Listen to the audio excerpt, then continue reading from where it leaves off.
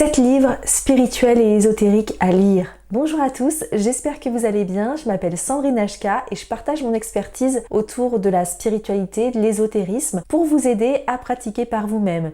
Et aujourd'hui, on va voir 7 livres spirituels et ésotériques à lire. Alors avant de commencer, je vous invite à vous abonner, cliquez sur le petit bouton rouge en dessous puisque je partage régulièrement du contenu inspirant autour de la spiritualité et de l'ésotérisme.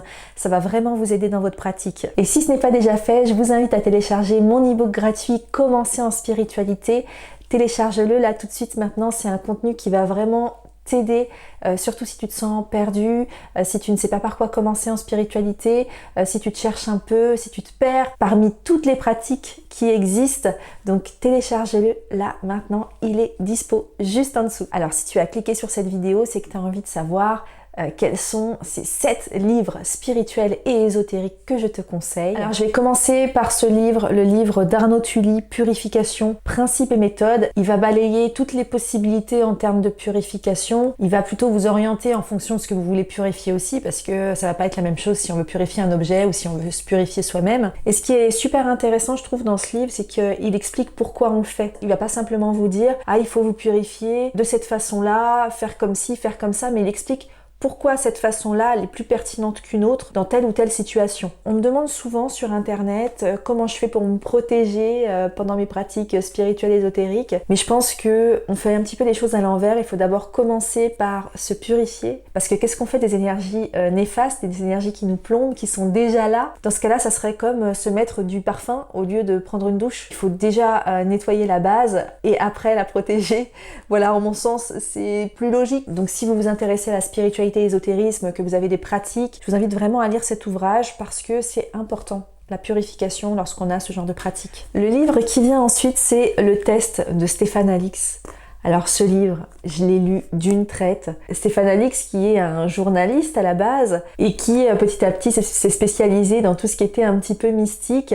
D'ailleurs, il avait une émission sur M6, c'était Les Enquêtes Extraordinaires. Et il a fondé l'INRES, qui est aussi un média autour de la spiritualité, de l'ésotérisme, du paranormal, etc. etc. Et le magazine Inexploré aussi. Donc déjà, je salue sa plume. On est transporté dans son histoire, il a vraiment le don de nous transporter avec lui. Ouais, ce livre, il est incroyable. Alors, maintenant, je vais vous parler de son contenu parce que là, je vous dis tout ça, mais vous vous dites, mais ça parle de quoi exactement? Stéphane Alix a perdu son papa et il a caché dans le cercueil des objets. Et ensuite, il est allé voir des médiums sans expliquer pourquoi il venait les voir, mais il avait demandé à son père en amont de guider les médiums pour leur dire les objets qui étaient dans le cercueil. En fait, il a juste été voir ces médiums sans leur dire vraiment ce qu'il attendait d'eux, pour voir si il allait avoir des choses qui émergent par rapport à ces objets dans le cercueil. Les résultats sont juste bluffants. Et puis toutes les objections sont balayées. Par exemple, on pourrait se dire que peut-être que le médium est un mentaliste et qu'il arrive à deviner ce que Stéphane Alix a en tête, mais il s'est avéré que pendant l'expérience, les médiums ont dit des choses que Stéphane Alix ne savait pas, ne pouvait pas savoir et qu'il a vérifié ensuite. Vous voyez, tout est démonté, toutes les objections qu'on peut avoir sur l'exercice, sur le test, et au fur et à mesure du livre, démontées. Donc on se retrouve là à se dire, finalement c'est une preuve de la vie après la mort. Et d'ailleurs, ça s'appelle comme ça, hein, le test, une expérience inouïe, la preuve de l'après-vie, point d'interrogation. Moi, je dis oui, si c'est une question. Et c'est vraiment un livre que je vous recommande. Mon Dieu, qu'il est bien écrit, qu'il est beau, qu'il est plein d'espoir aussi, plein d'amour. C'est mon préf, c'est mon chouchou. Alors pour ce 3e livre, je vous propose le livre Le Prophète de Khalil Gibran. Ça, c'est un livre de sagesse. Ça répond à des questions que l'on se pose sur la vie. C'est un tout petit livre d'une poésie, d'une beauté, ça fait réfléchir.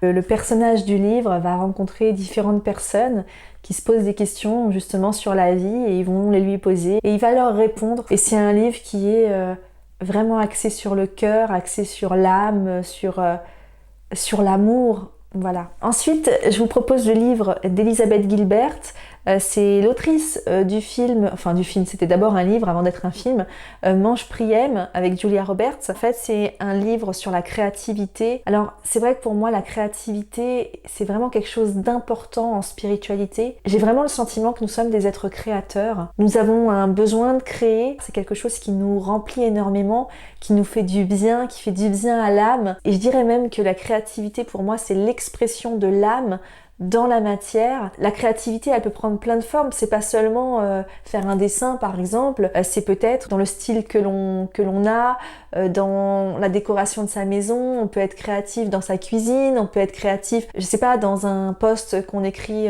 sur les réseaux sociaux. Voilà, la créativité, elle peut prendre beaucoup de formes et c'est important de l'exprimer. J'ai vraiment le sentiment que c'est quelque chose d'important pour l'âme en tout cas. Et ce livre, c'est un booster de créativité et ça balaye pas mal tous les blocages qu'on peut avoir par rapport à ça. Et je trouve que c'est un livre qui aide vraiment à exprimer sa créativité. Ça nous donne envie d'exprimer notre créativité qui est là au fond de nous, qui sommeille au fond de nous et qui ne demande qu'à sortir. Ensuite, je vous propose le guide de médiumnité de Denise Kikou-Gillian. Alors cette autrice-là, je l'avais connue à travers un reportage sur la médiumnité qu'elle avait fait il y a quelques années en arrière. J'avais même le DVD, parce qu'à l'époque c'était des DVD, et donc elle est autrice de plusieurs livres. Je crois qu'elle a fondé une école un petit peu sur la médiumnité, l'intuition, etc. Il me semble que c'est en Suisse. Donc elle est médium, elle est dans les soins énergétiques, elle est coach aussi. Ah oui, là on nous le dit derrière, elle est la fondatrice de l'Atelier Infini, centre spirituel et de formation et consultation médiumnique. Et celui-ci m'a beaucoup interpellée, vous avez vu toutes les notes que j'ai prises, parce que si vous voulez apprendre la médiumnité, si vous voulez développer cette partie de vous, ce livre vous y aidera à coup sûr. Il y en a qui vont me dire, ah oui, mais la médiumnité, c'est quelque chose qui nous tombe dessus, c'est un don, c'est quelque chose qu'on a ou qu'on n'a pas. Moi, je pense qu'on est tous médiums à des degrés différents. Et on peut tous ressentir les mondes subtils. On a tous une âme, donc on peut tous avoir accès à d'autres possibles. C'est parce que c'est à travers notre âme finalement que on va se connecter au monde subtil. Et ce livre vraiment, il est très formateur. Il vous aide vraiment à aller vers ça, à développer vos capacités médiumniques. Alors peut-être que ça fera pas de vous un médium professionnel, mais c'est pas grave. Ça sera pour votre propre usage, on va dire, pour votre propre ouverture sur le monde. Et je trouve que c'est merveilleux. Alors c'est un livre qui est difficile. Il y a plein de choses à déconstruire finalement. Des habitudes que l'on a au quotidien qu'il faut cesser pour en commencer d'autres. Donc c'est un livre qui est difficile à mettre en place, mais vous avez tout dedans. Moi personnellement, j'ai pris quelques exercices que je pouvais faire sur le moment, je les ai fondus dans mon quotidien, mais j'ai pas pu faire tous les exercices, mettre tous les exercices dans mon quotidien. Donc ce que j'ai fait, c'est que je reviens sur ce livre. C'est un livre sur lequel on revient. Une fois qu'on a bien intégré une notion, qu'on a bien intégré un exercice, il faut revenir dessus. Non, c'est pas un livre qui est facile. Par contre, vous trouverez tout ce dont vous avez besoin si véritablement vous avez envie de développer votre médiumnité. Ensuite, je vous propose la méditation profonde de Yogani. Donc c'est un livre en auto-édition que j'ai trouvé sur Amazon. J'ai lu beaucoup de livres sur la méditation, mais c'est véritablement celui-ci qui est le plus complet alors qu'il est tout petit. Il n'y a pas beaucoup de pages, c'est le plus pertinent. Pareil, toutes les interrogations que vous avez au sujet de la méditation de pleine conscience, toutes les objections aussi que vous avez à propos de la méditation de pleine conscience, tout ça c'est balayé dans le livre. Tout y est en fait. Il n'y a pas de superflu, c'est hyper pertinent, c'est vraiment the livre sur la méditation. Pour finir, j'aimerais vous parler du livre Le pouvoir bénéfique des mains. Donc là, c'est si vous vous intéressez au magnétisme, aux soins énergétiques, au reiki, à tout ça. Ce livre, c'est le premier livre que j'ai lu sur le sujet. Il y a des passages qui sont un peu difficiles. Par contre, si vous commencez à vous intéresser aux soins énergétiques, c'est un livre qui est hyper complet pour pouvoir vous aider dans votre pratique. Ce livre-là, c'est le livre qu'il faut lire si vous vous intéressez aux soins énergétiques. C'est maintenant l'heure de nous quitter. Cette vidéo est maintenant terminée. Dites-moi dans les commentaires quels sont les livres que vous recommandez et pourquoi. Et n'oubliez pas de vous abonner pour ne pas manquer mes prochains conseils, mes prochains tutos autour de la spiritualité et de l'ésotérisme. Je propose aussi des formations. Si cela vous intéresse, je vous invite à aller voir ça en barre d'infos. Quant à moi, je vous dis à très bientôt dans une prochaine vidéo. Bye bye!